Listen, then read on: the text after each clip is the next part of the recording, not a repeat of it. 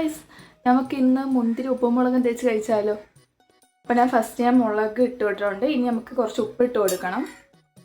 അതിന് ഉപ്പും ഇതും കൂടെ ഇട്ട് രണ്ടും കൂടെ മിക്സ് ചെയ്ത് കൊടുക്കാം. നമുക്ക് ഇനി എണ്ണ ഒഴിച്ച് കൊടുക്കാം.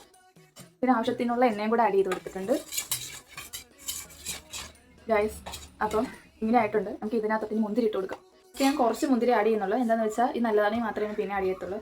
എല്ലാം കൂടെ എന്തെങ്കിലും ചെയ്തിട്ട് ഞാൻ കുറച്ച് മുന്തിരി ഇട്ട് കൊടുക്കുന്നുണ്ട്.